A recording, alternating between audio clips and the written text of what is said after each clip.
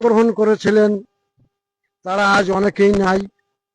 যা হাতে গোনা দু একজন বেঁচে আছে, আমি চেষ্টা করেছি যথেষ্ট তাদেরকে এখানে হাজির করার জন্য। আমার ডুমুরিয়ার থেকে যারা যোগদান করেছিল তাদের প্রায় সবাইকে আমি হাজির করতে সক্ষম হয়েছি, বটিকাটাও তাই। আর এখানকার শিক্ষা প্রতিষ্ঠানের মহাবিদ্যালয়ের শিক্ষক বৃন্দ, উচ্চ মাধ্যমিক মাধ্যমিক বিদ্যালয়ের শিক্ষক বৃন্দ, স্থানীয় যারা এলিট পার্সন, যারা স্বাধীনতা কামী বা স্বাধীনতার পক্ষের লোক, প্রত্যেকের উপস্থিতি আমি লক্ষ্য করছি। সবাইকে আমার আন্তরিক শুভেচ্ছা এবং ধন্যবাদ। আমরা প্রতি বছর এই যুদ্ধের সম্পর্কে আলোচনা করি, আপনারা জানেন এবং শুনেছেনও। একই কথা বারবার বলারও দরকার হয় না, তবু সংক্ষেপে আমি দুই এক লাইনের ভিতরে বলে শেষ করব। আজকের এই যুদ্ধের প্রধান ভূমিকায় ছিলেন আমার বিশেষ বন্ধু বটিয়াঘাটার ওই সময় থানা কমান্ডার দায়িত্বে বিনয় কুমার সরকার। তার সঙ্গে বিভিন্ন গ্রুপ কমিটির প্রধান ছিলেন আমার ছোট ভাই নুরুল ইসলাম খোকন, বজলুর রশিদ আসতে পারেনি যে কোনো কারণে হোক, আরো কয়েকজন মিলে। আমার ছোট ভাই শামসুর রহমান বিশ্বাস, আমার আর এক মুক্তিযোদ্ধা ভাই গাজী নাজিমউদ্দিন, দিলীপ কুমার রায়, তারপরে আরো অনেকেই আছে, সুধাংশু শিকার ফৌজদার আছে এখানে উপস্থিত, অনেকেই ছিলেন। প্রত্যেককে আমার আন্তরিক শুভেচ্ছা এবং ধন্যবাদ। ওই দিন বিনয় সরকারের নেতৃত্বে এই যুদ্ধটা ওপেন হয় এবং ভোর রাত্রি থেকে সারা রাত যুদ্ধ হয়। যুদ্ধের যে ঘটনা সব আপনারা জানেন এবং আপনাদের মুখস্থ আছে। যুদ্ধ যখন শেষ হয়ে যায় তখন যে নেতৃত্ব ছিল বিনয় সরকার এবং তার সঙ্গে তার সহকারী জ্যোতিষ, তারা যে কোথায় তার কেউ খোঁজ নেওয়ার চেষ্টা করেনি। যারা অংশগ্রহণ করেছিল তারা যুদ্ধ শেষ হয়ে গেছে, ভেঙে চুরে পড়ে গেছে, রাজাকাররা সবাই ভয়ে চলে গেছে যেখানে সেখানে।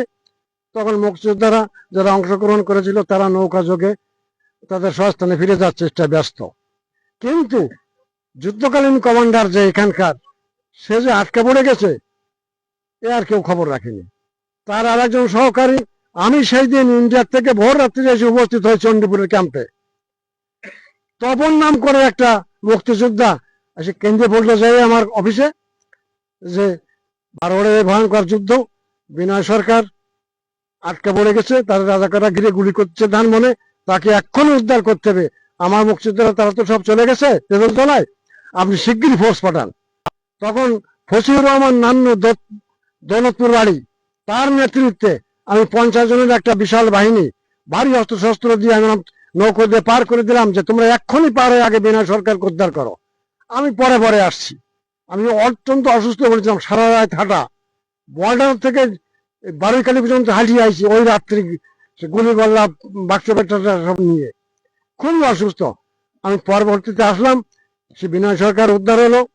রনিবাবুর বাড়ি আমরা মুক্তিযোদ্ধারা গাড়ি করলাম, কৈলতির মিল ছিল ওখানে অস্ত্রাগার বানালাম, এবং এখানে অনেকদিন ছিলাম। সে যুদ্ধের শেষ পর্যন্ত প্রায় আমি গাড়ি করেছিলাম এখানে।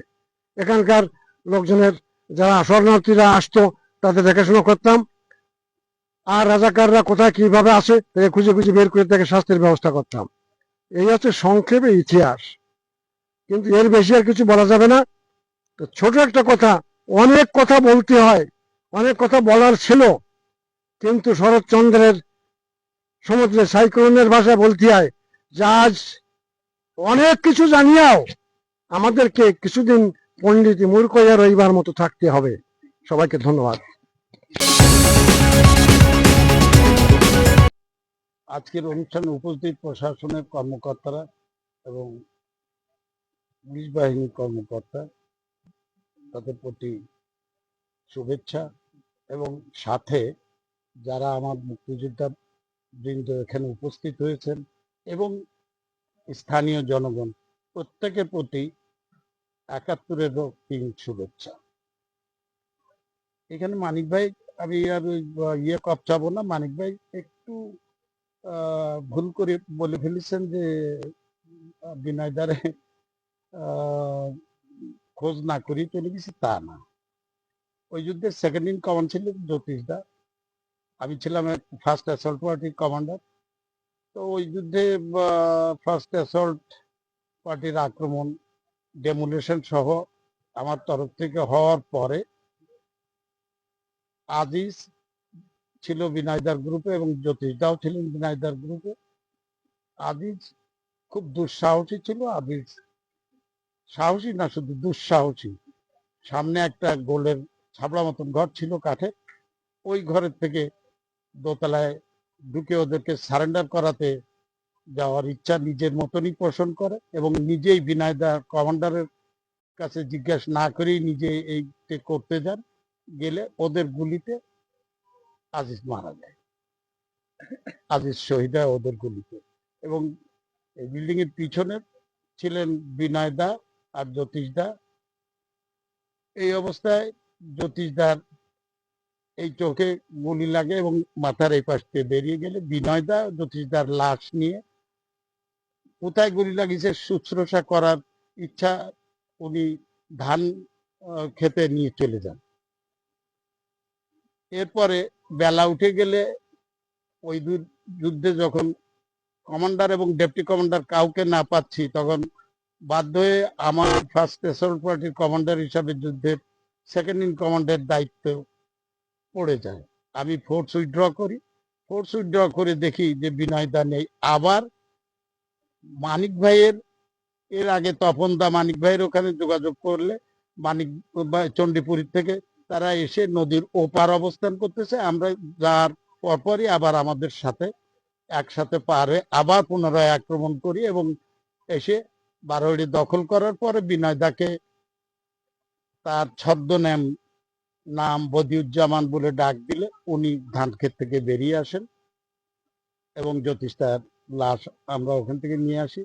আজিজের আহত অবস্থায় নিয়ে ওই পার যাওয়া হয়েছিল এবং সেখানে আজিজের শুশ্রূষা করা অবস্থায় আজিজ মারা যায়। তার লাশ নিয়ে বোধহয় সম্ভবত বীর মুক্তিযোদ্ধা নাজিম এবং তার সাথে কেউ তার বাড়িতে পৌঁছায় দেন। এটা হলো সংক্ষিপ্ত ইতিহাস। এর আগে মানিক ভাই এবং আমাদের খুলনা, বৃহত্তর খুলনা প্রধান শেখ কামরুজ্জামান টুকু একদিন হঠাৎ আমাদের ক্যাম্পে আসেন এবং বিনয়দা, মানিক ভাই এবং টুকু ভাই নদীর ওপারে থাকেন, আমাকে নিয়ে আসেন। আর মানিক ভাইয়ের একজন, যে নান্নুর কথা মানিক ভাই একটু আগে বলেছেন, ওই নান্নু আমাদেরকে পাঠান এই পারে। তখন এই শামচুর মামা হাতেম আলী ছিল এখানকার রাজাকার কমান্ডার, তার সাথে সন্ধি করার ইয়েতে পাঠান এবং ওনারা ওই পার ভারী অস্ত্র নিয়ে বসে থাকেন যে আমাদের উপরে দুইজনের উপরে কোনো আক্রমণ হয় কিনা। আমরাও আমাদের মতন অস্ত্রপাতি এই উড়োতে বেঁধেও নিয়ে এসছি, আবার হাতেও নিয়ে এসছি। যাই হোক, হাতেম আলীর সাথে কথা বলে মিলল না। উনি বললেন যে আপনারা ওপরে উঠে যান। কিন্তু বিনয়দা পিছনে শত্রু রেখে যুদ্ধযাত্রা মোটেই পছন্দ করেন। বিনয়দা বললেন যে না, এদেরকে রেখে ওপরে ওঠা যাবে না। আমরা দুজন পার হয়ে গেলাম। মোজার নামে একজন রাজাকার আমাদেরকে পার করে দেয়। বিনয়দা ঈদের দিন রাত্রে আমাদেরকে নিয়ে এই বারোয়ারি আক্রমণ করেন এবং এই যুদ্ধে আমরা জয়লাভ করি। আজকের এখানে শুধু লেখা আছে যে শহীদ আজিজ এবং জ্যোতিষ এদের শ্রদ্ধাঞ্জলি এবং তাদের শহীদ দিবস। বিষয়টা আরেকটু কায়দা করে আগামীবার লিখলে ভালো হবে। বারোহাড়িয়া মুক্ত দিবস, কারণ বাংলাদেশের টোটাল বাংলাদেশের স্বাধীনতা 16ই ডিসেম্বর হলেও বিভিন্ন অঞ্চলে বিভিন্ন সময়, যেমন আমরা 14ই আগস্টে পাইকগাছা যুদ্ধে যারা, বিনয়দাও ছিলেন, পাইকগাছা যুদ্ধে যারা অংশগ্রহণ করেছিলাম, 14 আগস্টের পর পুরো পাইকগাছা মুক্ত করেছি। এইভাবে যাদের মানে বিভিন্ন অঞ্চল বিভিন্ন সময় মুক্ত হয়েছে, স্বাধীন বলছি না, মুক্ত মুক্ত অঞ্চল হিসাবে এর পরবর্তী বছরে অন্তত বারোয়ারিয়া মুক্ত দিবসটা ওর সাথে যুক্ত করে দেবেন। সবাইকে ধন্যবাদ। তবে একটি কথা না বলে পারছি না, আমি শরৎচন্দ্রের ওই উপন্যাসের কথায় পণ্ডিত মূর্খ হতে চাই না। আমি শুধু বলতে চাই যে আমাদের মুক্তিযোদ্ধাদের সন্তান সন্ততি যা আছে তাদের প্রস্তুত হতে কর। আগামী দিনে মারাত্মক অবস্থার সৃষ্টি হতে যাচ্ছে। তারা যদি তাদের এই দাদা, আমরা নানা, আমরা বাবা, এদেরকে যদি বাঁচাতে হয় তাদেরকে আমাদের মতন জীবন দানের প্রস্তুতি নিতে হবে। সবাইকে ধন্যবাদ। মহান স্বাধীনতা যুদ্ধের শহীদ বীর মুক্তিযোদ্ধা জ্যোতিষ আজিজ ভাইয়ের স্মৃতির প্রতি শ্রদ্ধা রাখতে আজ ভটিয়াঘাটা প্রশাসন, ভটিয়াঘাটা মুক্তিযোদ্ধার কমান্ড ও বারোয়ারিয়া এলাকাবাসী সম্মিলিতভাবে আজকের এই শ্রদ্ধাঞ্জলির সম্মানিত সভাপতি জনাব ফেরদাউ শেখ, আহ্বায়ক মুক্তিযোদ্ধা সংসদ ভটিয়াঘাটা, আজকের এই অনুষ্ঠানের প্রধান অতিথি জনাব আবু বক্কর শেখ, টিউন সাহেবের প্রতিনিধি, উনি যুব উন্নয়ন কর্মকর্তা ভটিয়াঘাটা উপজেলা প্রধান। আজকের এই সভার প্রধান বক্তা জনাব আবু জাফর শেখ, মুক্তিযোদ্ধা সংসদ খুলনা জেলা কমিটির আহ্বায়ক। আজকের সভার বিশেষ অতিথি জনাব আমাদের বিনয় দা সহ সকল রণাঙ্গনের সাথী ভাইরা ও সম্মানিত এলাকাবাসী, আসসালামু আলাইকুম। হিন্দু ভাইদের নমস্কার। এখানে বক্তব্য শুনছেন, আরো শুনবেন। সরাসরি এই যুদ্ধে যারা অংশগ্রহণ করেছিলেন তার দুইজনের বক্তব্য, একজন দুইজনেরই বক্তব্য পাইছেন, আরো পাবেন। আমি খোকন ভাইয়ের একটা কথা পুনরাবৃত্তি করতেছি। উনি একটা সতর্ক বাণী দিয়ে গেছে আমাদেরকে যে সামনে আমাদের এমনও দিন আসতে পারে, যেটা অত্যন্ত গুরুত্বপূর্ণ কথা। দেশের সার্বিক পরিস্থিতি নিয়ে ইতিমধ্যে দেখেন অনেক কিছুই শুরু হয়েছে। আবার ৭১ বাদ দিয়ে আরেকটা জুলাই সংগঠন, যেটা সেটাও মুক্তিযোদ্ধা হিসেবে স্বীকৃতি পাইছে। এখন এইভাবে চেষ্টা করতেছে এবং ইতিমধ্যে তারা ভাতার আওতায় এসে গেছে। এখন স্বাধীনতা দেশে কয়বার হয় আমার জানা নেই। স্বাধীনতা আমরা স্বাধীন করেছি 19৭১ সালে 5ই জুলাই। আমরা কি করেছি, একটা সরকারের পতন ঘটাইছি। এই দুইটা জিনিস কিন্তু এক হতে পারে না। কেউ কেউ বলছে, বিশেষ করে জামায়াত ইসলামী বলতেছে দেশ স্বাধীন হয়েছে। আবার স্বাধীনকে দুইবার হয়। যাক, আপনারা অন্তত জামাতের সতর্ক থাকবেন। যারা এই স্বাধীনতার বিরোধী, ৭১-এর চরম বিরোধিতা করেছে আমাদের সাথে, সেই ৭১-এর বিরোধী সেই জামাত এখন গলা উঁচু স্বরে অনেক কিছুই বলতেছে, এই যে নাকি আরেকটা স্বাধীনতা। সম্মানিত ভাইরা, আমি আর বক্তব্য বেশি রাখবো না। শুধু খোকন ভাইয়ের কথাটার পুনরাবৃত্তি করার জন্য আমি দু একটি কথা বলছি। আমি এই 54 বছরের ভিতর হয়তো আমি 30 বারের মতো এখানে আসছি। আর আসতে পারবো কিনা জানি না। আমাদের অনেকেই আছে, প্রতি বছর আমাদের হারায় যাচ্ছে, কমে যাচ্ছে। আমরা 184 জনেতে আমার মনে হয় যে 90 জন আছি এবছর। আগামী যদি কয়জন থাকবো, তারপরে কয়জন থাকবো, হয়তো আপনাদের মাঝে না আসতে পারবো। আমাদের ভুল ত্রুটির জন্য ক্ষমা করবেন আর আমাদের জন্য দোয়া করবেন। আর বিশেষ করে আমাদের জ্যোতিষ আজিজ ভাই জন্য আপনারা সকলে দোয়া করবেন। ওনার যেন শান্তিতে থাকে, ওনাদের আত্মার মাগফিরাত কামনা করে উনি যেন শান্তিতে থাকে, এই আশা ব্যক্ত করে আমি আমার বক্তব্য শেষ করি। খুদা হাফেজ। মহান মুক্তিযুদ্ধে যে দুইজন সাহসী যোদ্ধা এখানে জীবন দিয়েছিল সম্মুখ সমর যুদ্ধে। একজন আজিজ, একজন জ্যোতিষ। আমি অরবিন্দ মণ্ডল, আমি জ্যোতিষের বড় ভাই। 3 ভাই ছিলাম, নিচের দিক থেকে আমি উপরে আছি। আর মেজে ভাইটাও গতবার মারা গেছে, 24 সালে বোধহয়। তো আমি শহীদ পরিবারের তরফ থেকে আজকের এই অনুষ্ঠানে যে প্রধান যে সভাপতি আছেন, প্রধান অতিথি আছেন, বিশিষ্টজন আরো কিছু কিছু এসছেন। আমি তো সবাইকে চিনি না, বলতে আমাদের এখানকার যে ইয়ে আছে, পুলিশ ফাঁড়ি আছে, কমান্ডার আছে এখানে, আরো অনেক আছেন। সবাই বয়স হয়ে গেছে। ব্যাপারটা 71 সালের, আর এটা হচ্ছে 25 সাল। তাহলে বয়স হয়ে যাওয়া তো স্বাভাবিক। ওই যে বলে গেল, ওই এটা খোকন বলে গেল, ও খোকন কিন্তু আমার ছাত্র। তাহলে বুঝতে হবে যে মেঘে মেঘে বেলা হয়ে গেছে কত, আর মেঘে মেঘে বেলা হলে বেলা বোঝা যায় না। এটা এই আছে, মেঘে মেঘে বেলা হলে বেলা বোঝা যায়। তো আপনারা, আমি শহীদ জ্যোতিষ আমার ছোট ভাই, সে দেশের জন্য জীবন দিয়েছে। কাজেই শহীদ জ্যোতিষ আর আমার ভাই নেই, সবাই ভাইতে পরিণত হয়েছে।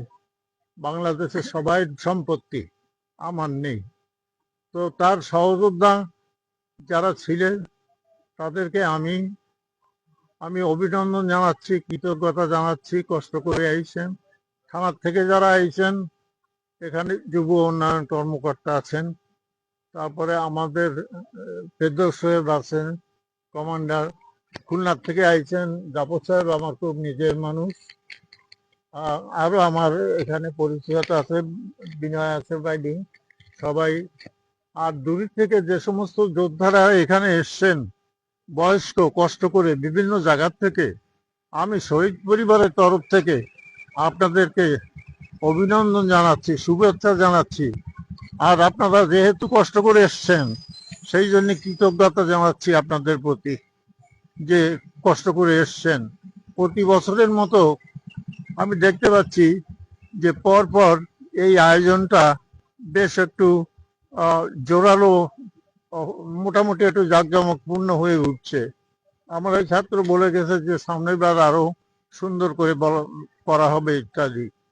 এখন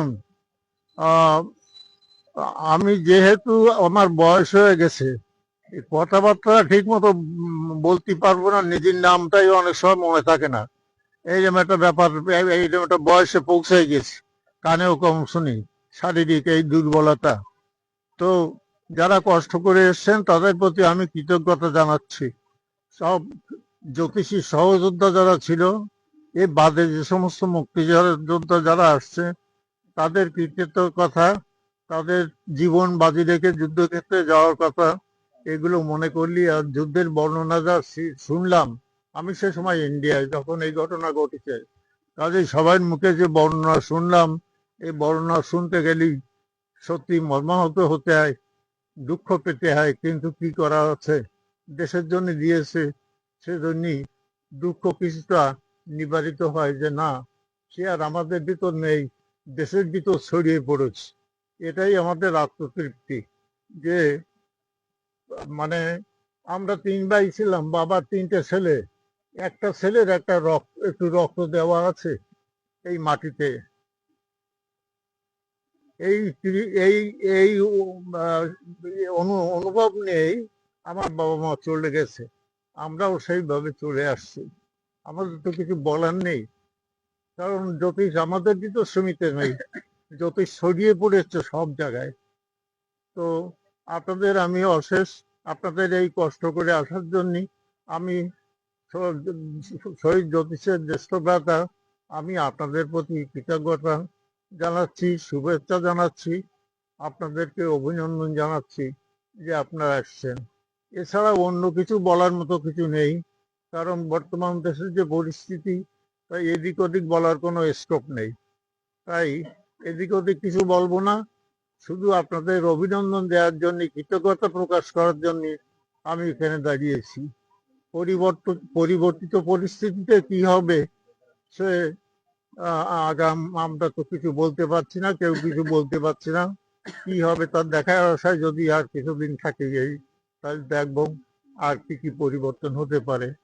তবে দুঃখ লাগে এই যে এই মুক্তিযুদ্ধের চেতনা এবং মুক্তিযোদ্ধাদের এর ভিতরে অবমূল্যায়ন করার চেষ্টা হয়েছে, এটা আমি দেখেছি। পেপার সবসময় পড়ি, টিভি দেখেছি। কিন্তু একজন লোককে আমি এই আসরে প্রশংসা না করে পাচ্ছি না। তিনি হচ্ছেন বিএনপি মহাসচিব আলমগীর সাহেব, ফখরুল ইসলাম আলমগীর সাহেব। উনি বলেছেন যে জুলাই যোদ্ধা বা জুলাই যুদ্ধকে মুক্তিযোদ্ধার উপরে নেওয়ার চেষ্টা করবেন না। এই কথাটায় অনেক কাজ হয়েছে। তা নাহলে এমন একটা দিকে যাচ্ছিল যে মুক্তিযুদ্ধের মাধ্যমে যে দেশ স্বাধীন হয়েছে এ থাকার মতো ছিল না। কিন্তু ওনার ওই একটা বাক্যের জন্যই বেশি এগোতে পারেনি।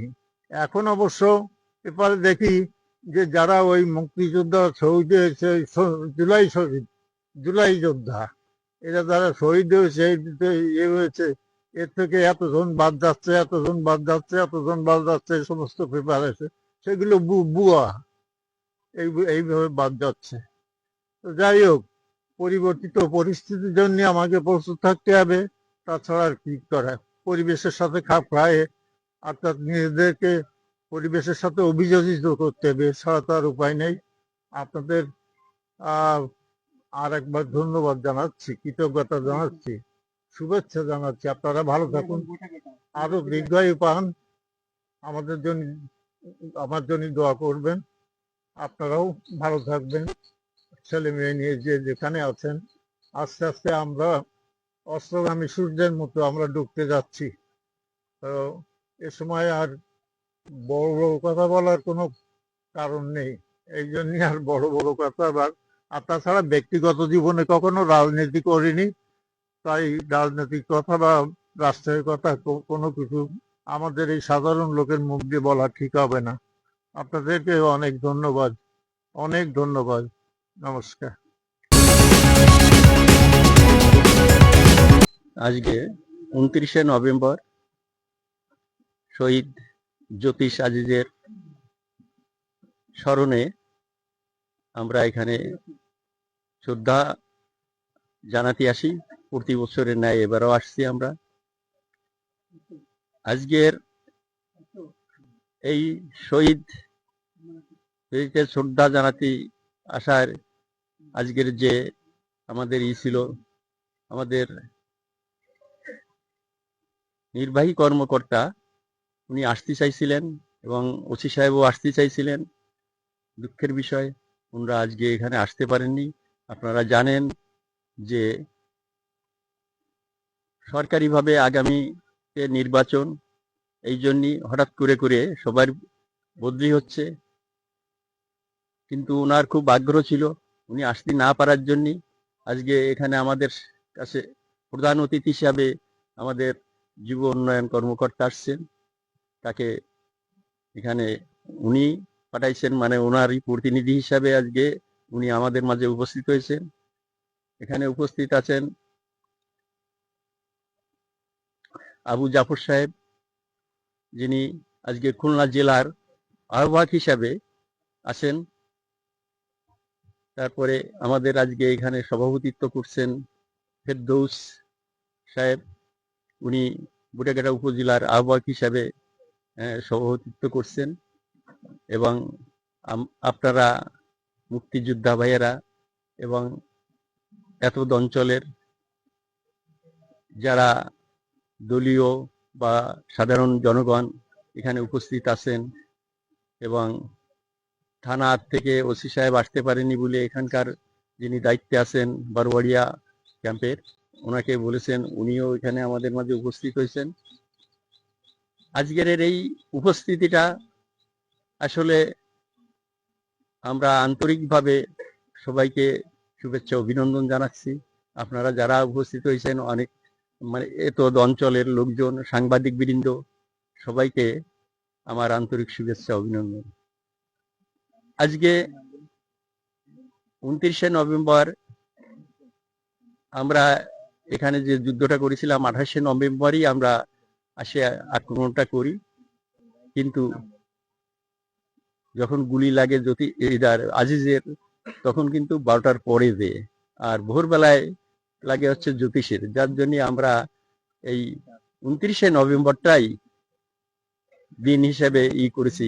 ভোরবেলায় জ্যোতিষের মাথায় গুলি লাগে, এই জন্য 29শে নভেম্বরকে আমরা এই শহীদ দিবস হিসেবে, এদের শহীদ দিবস হিসেবে এখানে আমরা পালন করি। এখানে কিছু কথা আমি বিএলএফ এর কমান্ডার ছিলাম, সেই জন্যই আমি বিএলএফ সম্পর্কে কিছু কথা বলার দরকার আছে। আমার মনে হয় আমরা এই নিয়ে অনেক সময় করি। আমাদের ভিতর বিএলএফ ছিল, এফএফ ছিল, ফ্রিডম ফাইটার ছিল, বাংলাদেশ লিবারেশন ফোর্স হিসেবে আমরা ছিলাম বিএলএফ। এই বিএলএফটা ছিল, আমাদের এই অঞ্চলের অধিনায়ক ছিলেন তোফায়েল আহমেদ সাহেব। আপনারা জানেন, বিগত দিনে তিনি কয়েকবারই মন্ত্রী ছিলেন, বিভিন্ন ছিলেন। হ্যাঁ, তিনি এই অঞ্চলেরই প্রধান অধিনায়ক হিসাবে আমাদের এই খুলনা অঞ্চল বলতে কুষ্টিয়া, ঝিনাইদহ, যশোর মিলিতভাবে যে অঞ্চলটা ছিল, বরিশাল, এর দায়িত্বে ছিলেন উনি, প্রধান হিসেবে উনি ছিলেন এখানে। কামরুজ্জামান টুকু ভাই ছিলেন আমাদের বৃহৎ খুলনার দায়িত্বে প্রধান হিসেবে, এবং আমাদের 3টে মহকুমা ছিল সে সময়। 3টে মহকুমার দায়িত্বে 3 জন ছিলাম, তার মধ্যে আমি ছিলাম খুলনার দায়িত্বে। আমি খুলনা মহকুমার দায়িত্বে ছিলাম। তখন এগুলো একবার কাগজপত্রে একবার করা হিসেবে ছিল। বাগেরহাটের একজন ছিল, সাতক্ষীরায় ছিলেন। এই ছিল আমাদের সেট আপটা। আমরা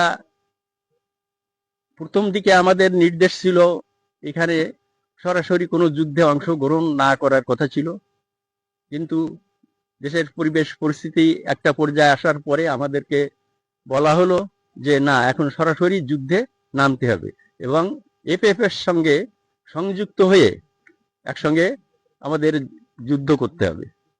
আমাদের এখানে এফএফ এর কয়েকটা টিম ছিল, আমরা কিন্তু তাদের সাথে সংযুক্ত হয়ে আমরা বিভিন্ন জায়গায়, যেমন আমি তালাতে, তারপরে কহুলবনি যুদ্ধে, পাইকগাছা যুদ্ধে অংশগ্রহণ করি। আমরা একটা সময় টুকু ভাই আমাকে নির্দেশ দেন যে আমরা খুলনা থেকে সংবাদ আনা নেয়া করে কিছু রাজাকাররা যা আশা করে এই লঞ্চ বন্ধ করতে হবে। লঞ্চ পথটা ছিল সেই সময় একমাত্র যোগাযোগ ব্যবস্থা। আমাকে নির্দেশ দিলে পাইকগাছা ঘাটে লঞ্চ আটকায় আমরা একটা লঞ্চ ওখানে উড়াই দিই। উড়াই দেয়, এবং পরবর্তীতে ওই সংবাদটা প্রচার হওয়ার পরে সমস্ত যানবাহন এই দিকে আর কোনো যাতায়াত সব বন্ধ হয়ে যায়। তারপরে পাইকগাছা যুদ্ধের পরে আমার পরে নির্দেশ আসে যে আমরা 12 বাড়িয়ে একটা ক্যাম্প আছে, সেইটাকে করতে হবে। সেটা আমরা জ্যোতিষ আর আমি, জ্যোতিষ সম্পর্কে একটু বলার দরকার। জ্যোতিষ কিন্তু ও যোদ্ধা ছিল না, ও ছিল ওয়্যারলেস ম্যান, ওয়্যারলেস এর কাজ করতো। ওর ছিল ওয়্যারলেসে আমরা টাইম টু টাইম দিল্লির সাথে আমরা যোগাযোগ করতে পারতাম। তারপরে আমাদের ব্যাস ক্যাম্প ছিল, আরেকটা ছিল আছে বারাকপুর ক্যান্টনমেন্ট, ওখানে তোফায়েল ভাই থাকতেন, ওনাদের সাথে যোগাযোগ করতাম, কথা বলতাম, আমাদের সবকিছু এইভাবেই চলতো। কারণ এই লিবারেশন ফোর্সটা, বাংলাদেশ লিবারেশন ফোর্সটা একটা সংগঠিত রাজনৈতিক একটা দলের থেকেই এটা সৃষ্টি হয়েছিল, এবং সেইভাবেই হয়। যখন আমি ভিতরে চলে আসি যুদ্ধ করার জন্য, তখন জ্যোতিষ আসার জন্য পাগল হয়ে যায়। তোফায়েল ভাই মানে এমন তারে আটকায় রাখতে পারতেছে না, কিন্তু সে যদি চলে আসে তাহলে ওয়্যারলেস এর এটা আমাদের বন্ধ হয়ে যায়। তুফাল ভাই আমাকে বলল, দেখো বিনয়, হ্যাঁ, জ্যোতিষ আজকে যা করতেছে এতে তো আমাদের টোটাল ইসের ক্ষতি হয়ে যাবে, বিরাট ক্ষতি, ওকে তুমি আটকাও। যাই হোক, ওকে মানে বলা কোয়ার পরে, হ্যাঁ, ও শেষে হলো, রাজি হলো। হ্যাঁ, তুফাইল ভাই ও আমাকে খুব করতেন। যাই হোক, ওকে রেখে আমরা চলে আসি। এর ভিতর ওই কয়েকটা যুদ্ধ হয়ে যায়। হঠাৎ যখন ওই যুদ্ধের ঘোষণা আসে, যেটা বললাম যে সরাসরি যুদ্ধে আমাদের করার জন্য নির্দেশ আছে। এর আগে ছিল আমরা মুক্তিযোদ্ধা তৈরি করতাম, এখানে এসে ট্রেনিং, আমাদের 3 মাসের ট্রেনিং ছিল। আমরা সেই ট্রেনিং নিয়ে আমাদের এই ভিতরে এসে তালাতে, পাইকগাছাতে, বিভিন্ন জায়গায় আমি ট্রেনিং করাইছি। অনেক মুক্তিযোদ্ধা, তালার, পাইকগাছার, হ্যাঁ, অনেক মুক্তিযোদ্ধা যারা আমার কাছ থেকে ট্রেনিং নিয়ে মুক্তিযুদ্ধ হয়েছে। সরাসরি যখন যুদ্ধের নির্দেশ আসে তখন ও চলে আসে ওয়্যারলেস নিয়ে, একেবারে আমাদের এখানকার যে পাইকগাছায় আমাদের একটা ক্যাম্প ছিল, সেই হেডকোয়ার্টার আমাদের এই খুলনা অঞ্চলের, সেই হেডকোয়ার্টারে চলে আসে। এবং এই যুদ্ধে, বারোবাড়ির যুদ্ধ যেহেতু ওর এই সে বাড়ির পাশের যুদ্ধ, এই জন্য ও খুব আগ্রহী ছিল। এবং এই যুদ্ধটা করতে পারলে, আমরা যদি বারোবাড়িটাকে ফল করাতে পারি, তাহলে আমাদের খুলনা পর্যন্ত মুক্ত হয়ে যায়। এবং এই 29শে নভেম্বর আমরা বারোবাড়ি মুক্ত করিনি, আমরা বটেঘাটাকে মুক্ত করি, এবং বটেঘাটা পর্যন্ত মুক্ত হয়ে যায় একবার। এর ভিতর আর কোথাও কোনো ছিল না। হ্যাঁ, বটেঘাটা পর্যন্ত সেদিন মুক্ত হয়ে গেছিল 29শে নভেম্বর। আমরা বটেঘাটাকে মুক্ত দিন বলি, 29শে নভেম্বর বটেঘাটা মুক্ত দিন। তারপরে থেকে যায় আমাদের খুলনা শহর মুক্ত করার। যেহেতু বৃহৎ খুলনার কমান্ডার ছিলেন কামরুজ্জামান টুকু, আমাদের হয় নির্দেশ আসে, আমরা যেহেতু এফএফ এর সাথে তারপরে মিলিতভাবে করি, তখন মেজর জয়নাল আবেদিন আমাদের এখানকার দায়িত্বে আসেন। এর আগে ছিলেন মেজর জলিল সাহেব। মেজর জলিল সাহেব উনি কোনো কারণে ওনাকে স্টপ করাই দিয়ে মেজর জয়নাল আবেদিনকে এখানে দায়িত্ব দেওয়া হয়। মেজর জয়নাল আবেদিন, তারপরে রহমতুল্লাহ দাদু, যারা সেনাবাহিনীর সাথে ছিলেন, এনাদের দায়িত্বে আমরা খুলনা, আমাদের গল্লামারি যে ক্যাম্পটা ছিল, ওইখানে যে বেতার কেন্দ্র ছিল, ওইখানেই বড় একটা সেনাবাহিনী ক্যাম্প ছিল। ওই ক্যাম্পটাই আমাদের করতে পারলে আমরা খুলনা শহরটা উঠে যেতে পারি, করতে পারি। এই জন্য আমাদের নির্দেশ দেওয়া হয় ওইটাকে আক্রমণ করার জন্য। ওইটার আক্রমণে এখানে যে নুরুল ইসলাম মানিক ভাই আছেন, আমাদেরকে সবাই মিলিয়ে ওই মানে ফ্রিডম ফাইটার, সেনাবাহিনীর যারা ছিলেন, সবাইকে নিয়ে আমরা ওইটা আক্রমণ করি। ওখানে কিন্তু অনেক সেনাবাহিনীর লোকও ছিল আমাদের সাথে। আমরা বাংলাদেশ লিবারেশন ফোর্সের লোক ছিলাম, ফ্রিডম ফাইটার ছিল যারা এফএফ, তারা ছিল। সবাই মিলিতভাবে আমরা ওইখানে প্রায় 3 দিন ধরে চেষ্টা করি। 16 তারিখেও কিন্তু আমরা সকালবেলায় ওখানে যুদ্ধে ছিলাম। নুরুল ইসলাম মানিক ভাই জানে যে কিভাবে সেই ইসের ভিতর দিয়ে, পাতিবনের ভিতর দিয়ে যে সেখানে যুদ্ধ করতে হতো। আবার জ্বরের সময় ওখানে থাকা যেত না, জ্বরের সময় আমাদের ব্যাক করে আসতে হতো ভাটিতে, যে ওখানে আমরা করতাম। আমাদের অনেকগুলো করে আমাদের সাথে মর্টার, তখন অনেক অস্ত্র আমাদের কাছে এসে গেছে। আমরা সেই সব অস্ত্রপাতি নিয়ে, হ্যাঁ, আমরা কভারিং দিয়ে আমরা এই যুদ্ধ পরিচালনা করছিলাম।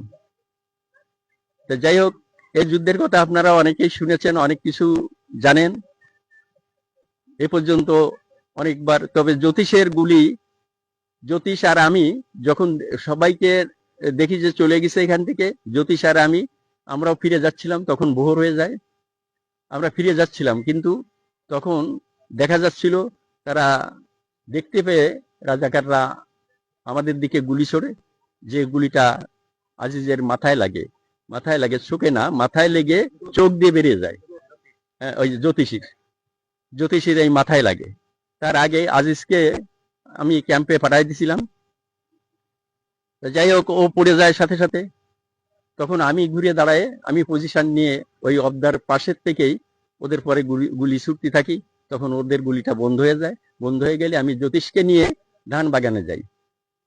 এবং এটা খুব সকালবেলা, এই সে ভোরবেলা, নভেম্বরের মাস, তো এই সময় ভোরবেলা বলতে ধরেন 5টা না 6টা বাজিছে, 6টার দিকে এরকম হবে। সে তো তোমরা গেছো, আমি যেটা বলছি এতে জাতি সময় লাগেনি তোমাদের, কিন্তু ওইখানে তখন একটু আবছা আবছা দেখা যাচ্ছিল, দেখেই গুলি করেছিল। আমি গুলি করার পরেই হয়, আমি ওই ধান বাগানে থেকে ওদের সাথে করি। ওখানে আপনারা জানেন এই ক্যাম্পে যেহেতু সকালবেলা হয়ে গেলেই অনেক রাজাকার যারা আশেপাশে ছিল, আর আরেকটা জিনিস ছিল, আরেকটা বিষয় ছিল, সেটা হচ্ছে 16 দানার রাজাকাররা এই ক্যাম্পে ওই দিন আইছিল। এইটা আমাদের ছিল না, হিসাবে ছিল না। তার ভিতর তো কয়েকজন মারা গেছিল ওই যুদ্ধে। 16 দানাতে আসে, আর সকালবেলায় চলে আসে ওই পারের থেকে, গাবঘরা টরার থেকে আরো অনেক চলে আসে। যারা আসে অন্তত 50-60 জন এসে আমাকে ঘিরে ফেলে। যাই হোক, উপর আল্লাহর কৃপা বলতে হবে, তাছাড়া আমার সেদিনে বাঁচে থাকার কথা ছিল না। হ্যাঁ, তারাও বিভিন্ন সময় আমার কাছে এগিয়ে গেছে। ওই যুদ্ধে আমার গুলিতে ওখানে আরো 6 জন মারা যায়। হ্যাঁ, ওই ধান বনে যে রাইফেল গুলো পরে তারা আসে, তারা আমাকে যখন উদ্ধার করে ওইগুলো সব নিয়ে যায়। এই যুদ্ধটাই এইভাবেই চলিছে। এই যুদ্ধটাকে আসলে আপনারা যেভাবেই করেন, দেশ স্বাধীন হওয়ার পরে এই বারোবাড়িয়ার যুদ্ধটা খুলনায় খুব পাইছিল, যার জন্য যাদের দানে মুক্ত বাংলা একটা বই ছিল, যেটা যশোর বোর্ডের অনুমোদিত বই ছিল। এই বইয়ে ঢাকা বিভিন্ন অঞ্চলের যে যুদ্ধের ঘটনাগুলো তাতে ছিল। এটা যশোর বোর্ডের অনুমোদিত বই থাকার জন্য এটাকে স্কুলে 7-8 ক্লাসে পড়ানো হতো। সেখানে আমাদের এই যুদ্ধের কথাটা ছিল এইভাবেই: শহীদ জ্যোতিষ আজিজ, বীর বিনয়। সেই সময় এইভাবেই এই যুদ্ধটার ঘটনা লেখা ছিল এবং স্কুলে পড়ানো হতো। আমি যেসব স্কুলে গেছি, যাদের পড়ানো যেসব স্কুলে দেখা গেছে ক্লাস চলতেছে, টিচার আছে, আমি যাওয়ার সাথে তারা হুড়মুড় করে এই ক্লাস বাদ দিয়ে চলে আসছে আমার সাথে দেখা করতে। এরকম একটা পরিবেশ পরিস্থিতি সেই 72 সালে সেটা ছিল। যাই হোক, সময়ে কালের ছোটতে অনেক কিছু বিলীন হয়ে যায়, অনেক কিছু হয়ে গেছে। আজকে অনেক হয়ে গেছে। বিভিন্ন স্কুল, সেন্ট জোসেফেও পড়ানো হতো এই বইটা। তারপরে আমাদের জন্মা স্কুল, বয়ারবাঙ্গা স্কুল, সব স্কুলে এই বইটাকে পড়ানো হতো তখন। তারপরে 75-এর আবার পট পরিবর্তনে আবার হয়ে যায়, তখন এই বইগুলো বন্ধ হয়ে যায়।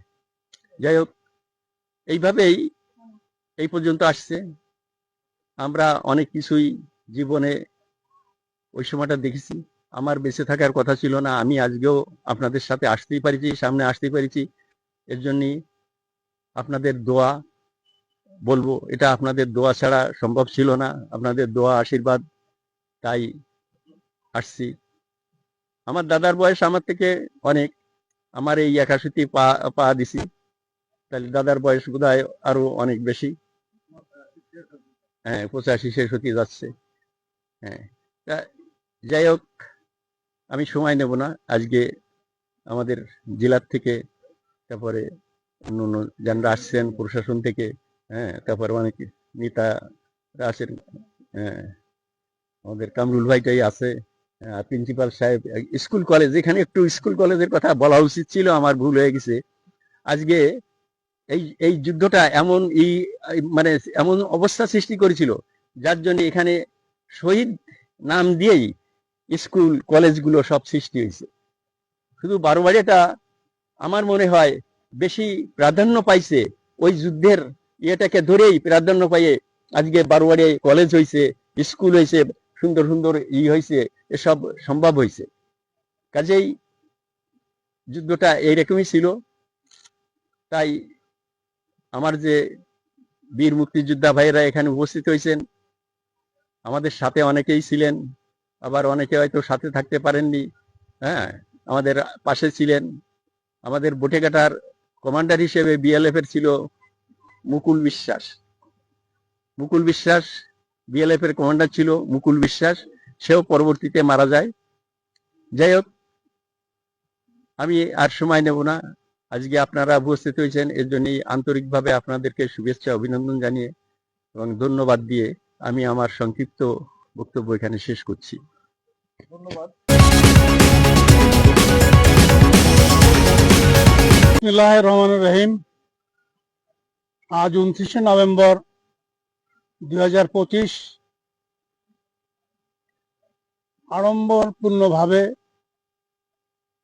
বটিয়াঘাটায় বারোয়ারিয়াতে শহীদ জ্যোতিষ এবং আজিজের মৃত্যুবার্ষিকী পালিত হচ্ছে। ওনারা দুইজন শহীদ হয়েছিলেন 1971 সালে, আর আজকে 25 সাল। দিন দিন আমরা কিন্তু এটাকে শক্তভাবে পালন করার জন্য সকলকে অনুরোধ করেছি এবং তারাও সেটা দায়িত্ব পালন করেছেন, প্রশাসন, সংসদ এবং কলেজ, স্কুল। সকলে যদি প্রশাসনে যারা থাকবেন, আমরা তো একদিন চলে যাব, তারা যদি এটা ধারণ না করেন তাহলে তো এটা থাকবে না, আমরা তো আর তখন থাকবো না। মুক্তিযোদ্ধা সংসদ গঠিত হওয়ার পর আমি যখন দায়িত্ব ছিলাম তখন আমরা চেষ্টা করেছি প্রতি বছর শহীদ দিবসটা পালন করার জন্য। এবছরও আমরা অনুরোধ করেছিলাম উপজেলা কমান্ডকে উদ্যোগ নেন, উপজেলা প্রশাসনের সাথে কথা বলেন, কলেজের সাথে কথা বলেন এবং এই অনুষ্ঠানটার আয়োজন করেন। তাদের এই অক্লান্তিক পরিশ্রমে আজকের এই অনুষ্ঠান। মুক্তিযুদ্ধের প্রাথমিক পর্ব বলতে গেলে আমরা মুক্তিযোদ্ধারা জাতিকে কি দিতে পারছি? এমন কিছু না। একটা জাতীয় পতাকা দেওয়া ছাড়া আর ভৌগোলিক সীমানা পরিবর্তন করা ছাড়া আমরা তো জাতিকে তেমন উপকার করতে পারি নাই। রাষ্ট্রীয় ক্ষমতা তো আমাদেরকে দেওয়া হয় নাই। আমাদের স্বাধীনতার পরে আমাদের কোনো তালিকা করা হয় নাই যে কারা কারা মুক্তিযুদ্ধ করলো। তালিকা করা হচ্ছে 50 বছর পরে, দুনিয়ার ভুয়া লোকরা তার ভিতরে। এই যে একটি অনুসার ধরা পড়েছেন, তার চাচার নামে তিনি চাকরি নিছেন, তার চাচারে মুক্তিযোদ্ধা বানাইছেন। এই ডুমুরিয়াতে একজন ওসি ছিল, তিনি রাজাকার এবং পিস কমিটিদের ওই 16 থেকে ডুমুরিয়া আনার জন্য স্কট ছিলেন, তিনি মারা গেলেন। পুলিশের মুক্তিযোদ্ধা তালিকা তার নাম। যিনি রাজাকারকে স্কট করতেছেন, রাজাকারকে সহায়তা করতেছেন, তার নাম। আপনার বটিয়াঘাটায় স্বাধীনতা যুদ্ধের সময় যিনি ওসি ছিলেন, তার বাপ হলো এখন খুলনা আওয়ামী লীগের সাংগঠনিক সম্পাদক, সাধারণ সম্পাদক মহানগরী, একজন রাজাকার পরিবারের ছেলে। তো এইভাবে মুক্তিযুদ্ধের বিভিন্ন দিক সেই জায়গায় থাকেনি, মুক্তিযুদ্ধের ধারায় থাকেনি, মুক্তিযুদ্ধের ধারা বিচ্যুত হয়েছে।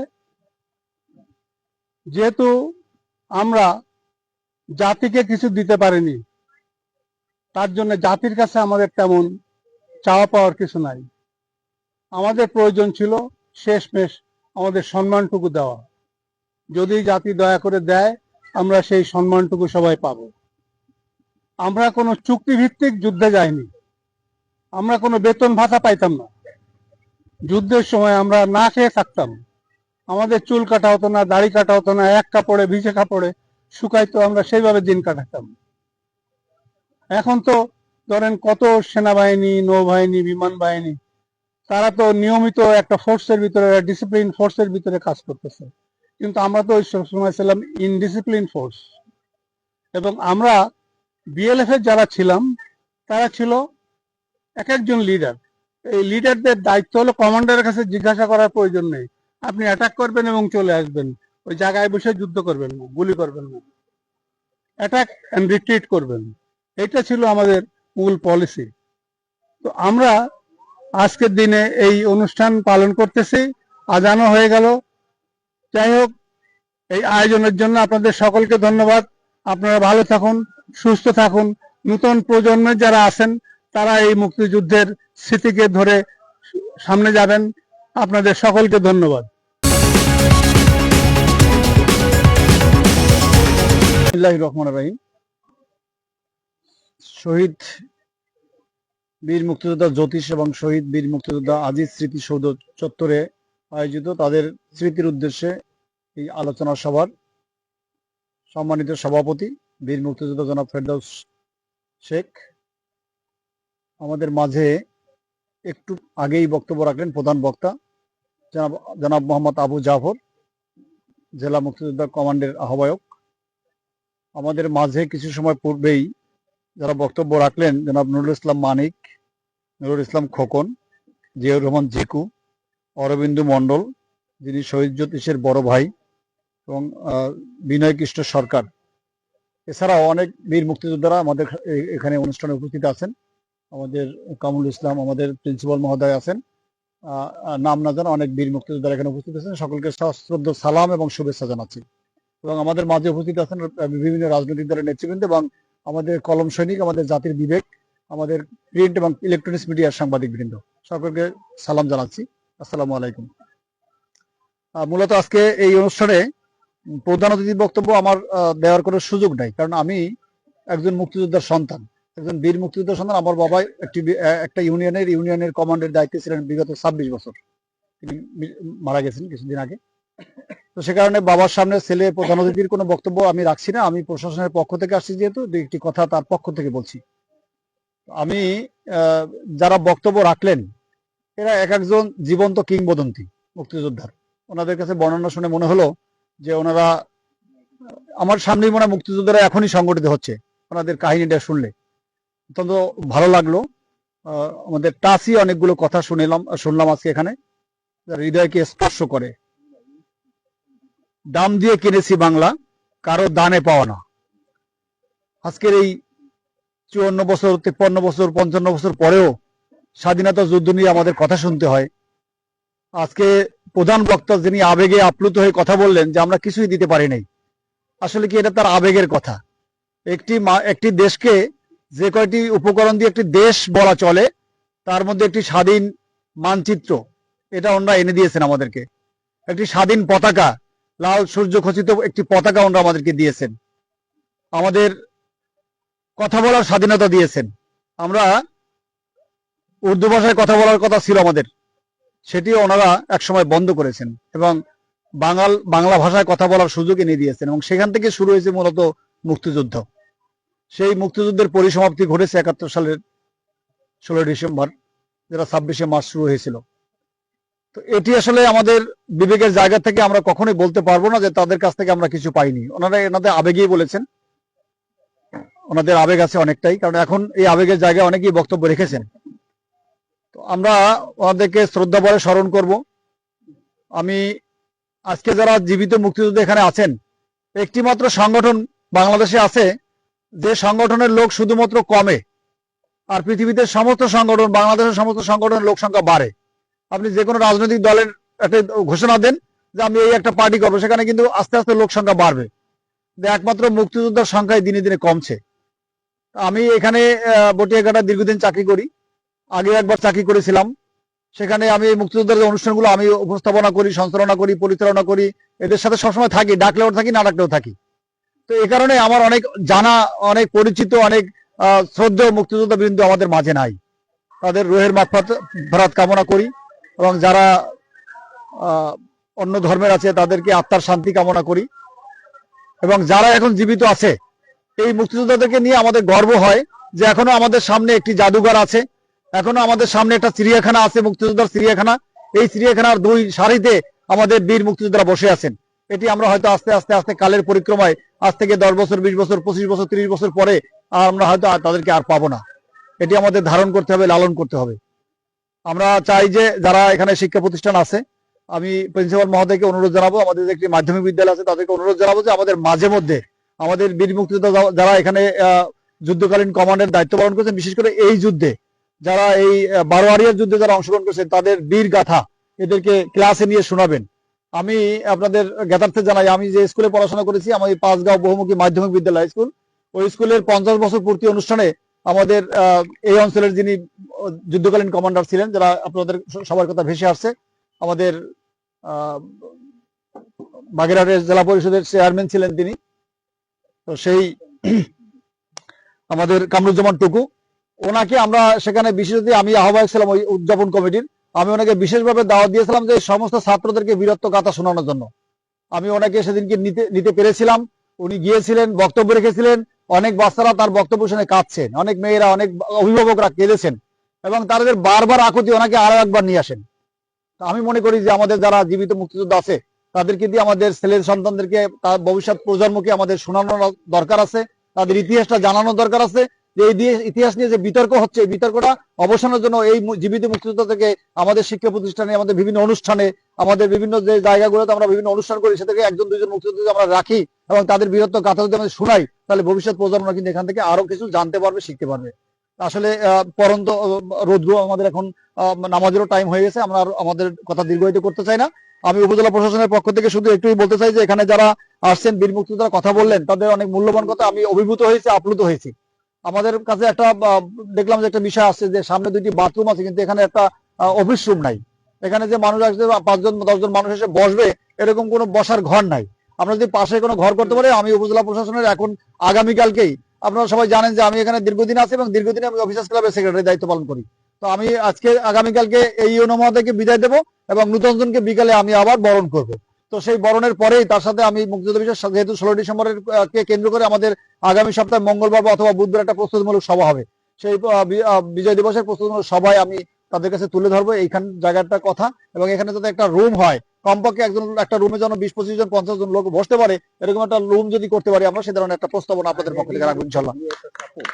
আমরা এই দিবসের যে রেলিং আছে এর উপর একটা সাপোর্ট দিয়ে যেন ভিতরে কুকুর, বিড়াল বা অন্যান্য কোনো পশু পাখি না আসতে পারে, সেটা যদি আমরা এই জায়গাটাকে যেন আমরা পবিত্র রাখতে পারি, সেই ব্যবস্থা আমি একটা প্রস্তাবনা আপনাদের পক্ষ থেকে দেবো। আমি ইনশাল্লাহ সেটাকে বাস্তবায়ন করার চেষ্টা করবো ইনশাল্লাহ। তো আমি আবার সকলকে ধন্যবাদ জানাই। আর বাবাদের সামনে সন্তানের কথা আসলে জড়াই যায়, আমি আর বেশি কথা বাড়াতে চাই না। সকলকে ধন্যবাদ এবং কৃতজ্ঞতা জানিয়ে আমি আমার বক্তব্য শেষ করছি। আল্লাহ হাফেজ। বাংলাদেশ চিরজীবী হোক। আজকের এই মহান দুই ব্যক্তির স্মরণ সভার প্রধান অতিথি জনাব আবু বকর মোল্লা, বিশেষ অতিথি জনাব আবু জাফর শেখ, বিশেষ অতিথি আছেন এখানের সিআই সাহেবের প্রতিনিধি হিসেবে আইসি সাহেব, বিশেষ অতিথি হিসেবে আছেন আমাদের বিনয়দা, মানিক ভাই এবং খোকন ভাই এবং সর্বস্তরের মুক্তিযোদ্ধা ভাইরা এবং স্থানীয় সুধীজনেরা এবং প্রিন্ট মিডিয়ার সাংবাদিক ভাইরা, সবাইকে। আর আর এই অনুষ্ঠানটি ক্ষুদ্র পরিসরে হলে অনেক মানে ত্রুটি বিস্তৃতি হয়েছে, কিন্তু আমি সব ধন্যবাদ জানাই। গত বছর আমরা আমাদের এইখানে যে অনুষ্ঠানটা হয়েছিল সেখানে মানে ঘাটতি ছিল, এবং সেই ঘাটতিটাই এবার সেই পূরণ হয়েছে।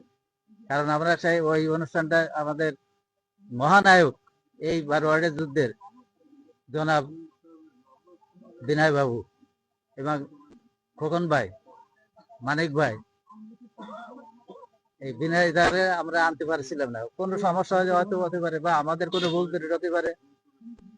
যাই হোক, এবার আমরা সফল আমি মনে করি যে এই অনুষ্ঠানটা পরিচালনার দায়িত্ব দিয়েছিলাম, সবকিছু গোছান গাছানোর দায়িত্ব দিয়েছিলাম আমার ভাই কামরুল ইসলামকে।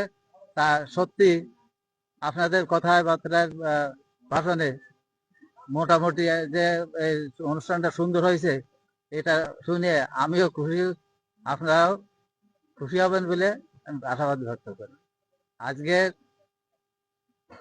এই যে বারোয়ারের এই মহান দুই ব্যক্তির স্মরণ সভায় আমার বক্তব্য দেওয়ার কিছু নেই, কারণ এখানে যারা যুদ্ধ করেছেন তানারাই এখানে উপস্থিত আছেন।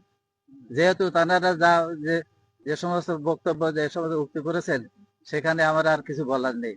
তাই আমি আপনাদের কাছে দোয়া চেয়ে আজকের এই সভা সমাপ্তি ঘোষণা করছি। আসসালামু আলাইকুম।